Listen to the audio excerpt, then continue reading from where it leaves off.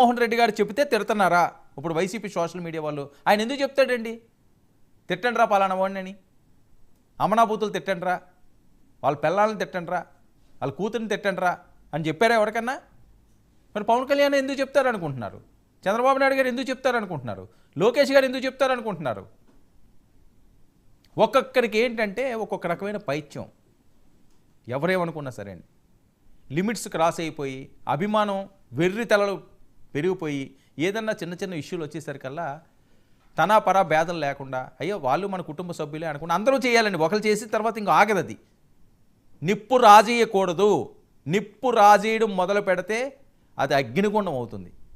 నిప్పు రాజేయకున్నంతసేపు మనం ఎన్నన్నా డ్యాన్సులు ఆడొచ్చు, ఒకసారి ముట్టించిన తర్వాత అగ్గిపుల్లతో దాన్ని కష్టం. అదే పరిస్థితి ఈరోజు. మీరు అన్నారని వాళ్ళు అన్నారని వీరు. భార్యలు ఏం చేశారండి? ఇంట్లో ఉన్న వాళ్ళు ఎవరో సోషల్ మీడియాలో జనసేన పేరుతోటో లేకపోతే ఇంకో పేరుతోటో పెట్టారు. ఇప్పుడు పవన్ కళ్యాణ్ గారి మీద వైసీపీ ప్రేరులతోటి కొన్ని లక్షలు పెడుతుంటారు, అలాగే చంద్రబాబు నాయుడు గారి మీద పెడుతుంటారు. పెడితే ఎవరి తప్పది? జగన్మోహన్ రెడ్డి గారు పెట్టమన్నారా? ఫోన్ చేసి పోసాని కృష్ణమురళి నువ్వు తిట్టయ్యా అని చెప్పారా? లేదా పవన్ కళ్యాణ్ గారు జనసేనలకి వీరమహిళలకి ఫోన్ చేసి మీరు వాళ్ళని తిట్టండి అమ్మా పర్వాలేదని చెప్పారా? సో ఈ అరెస్టుతో ఆగదు, నమోదైనవి అని. సో దీంతో తెలుగుదేశం శ్రేణులు అవనివ్వండి, ముఖ్యంగా జనసేన శ్రేణులు అవనివ్వండి, అరెస్టులు అవ్వడం వాళ్ళకి బాధగా ఉన్నప్పటికీ, తప్పుడు అరెస్టులు చేశారు, అక్రమంగా కేసులు పెడుతున్నారు అనిపించినప్పటికీ కూడా గతంలో ఏవైతే అంశాలు ఉన్నాయో ఆ అంశాలన్నీ కూడా ఇప్పుడు శాపాలుగా మారుతున్నాయి. అందుకే ఆయన మీద వరుస కేసులు వస్తున్నాయి. మరి ఈ కేసుతో ఆగుతుందా అంటే ఆగే పరిస్థితి లేదు. ఈ కేసే, ఈ రిమాండ్లే, ఈ అంశాలే. మరొక విషయం, ఆయన ఆరోగ్యం బాగోలేదని చెప్పి నేను చాలా ఆందోళన చెందారు. మన దగ్గర రిపోర్ట్ ఉంది, పర్వాలేదట, బాగుంది. పోసాని కృష్ణమురళి గారికి ఎటువంటి అనారోగ్య సమస్యలు లేవు. వైద్యులు క్లీన్ చిట్ ఇచ్చారు.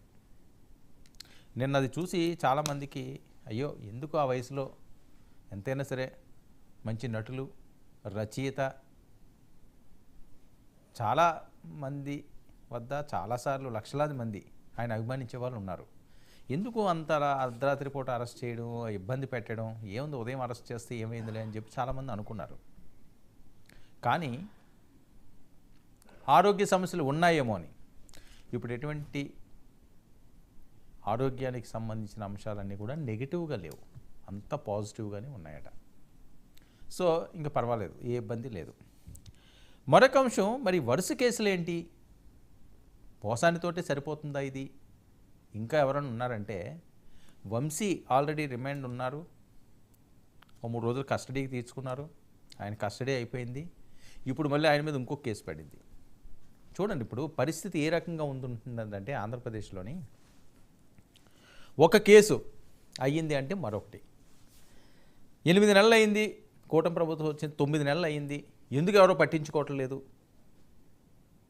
ఎందుకు ఎవరు అరెస్టులు చేయట్లేదు అని చెప్పి తెలుగుదేశం పార్టీ శ్రేణులు, జనసేన శ్రేణులు బహిరంగంగానే నాలాంటి డిబేట్స్లో మాట్లాడిన సందర్భాలు ఉన్నాయి. వీళ్ళు మంచితనానికి పోతున్నారు, అది మా చేతగానితనంగా తీసుకుంటున్నారు అని. మంచితనానికి పోవడం కాదు, అది చేతగానితనం అస్సలు కాదు. పూర్తి స్థాయిలో అంటే ఒకసారి ఒక దెబ్బ పడితే జీవితాంతం అంతా గుర్తుండే విధంగా ఉండాలండి. ఆ పాలసీ తీసుకున్నట్టున్నారు. ఎందుకంటే గతంలో పెద్దలు చెప్తుంటారు, కొడితే మామూలుగా ఉండకూడదు, ఆ దెబ్బ దెమ్మ తిరిగిపోవాలి, కొడితే అలా కొట్టాలి, లేకపోతే ఇలా కొట్టి సూరుకుంటే ఏముంటుంది, మన్నాటికి ఇలా తుడుచుకుంటారు పోతుంది, కొన్ని రోజులు ఆ మచ్చ ఉండాలి అంటే కరెక్ట్గా తగలాలి అని. సో అదే పాటిస్తున్నారేమో ఈరోజు. ఇంకా రెడ్ బుక్ పేజీలు మొదలైపోయినాయి, రెడ్ బుక్ పేజీలు స్టార్ట్ అయినాయి. ఇంకా అది ఎక్కడికి తీసుకువెళ్తుందో, ఎవరి దగ్గర ఆగుతుందో, మొదలవడం అయితే లేట్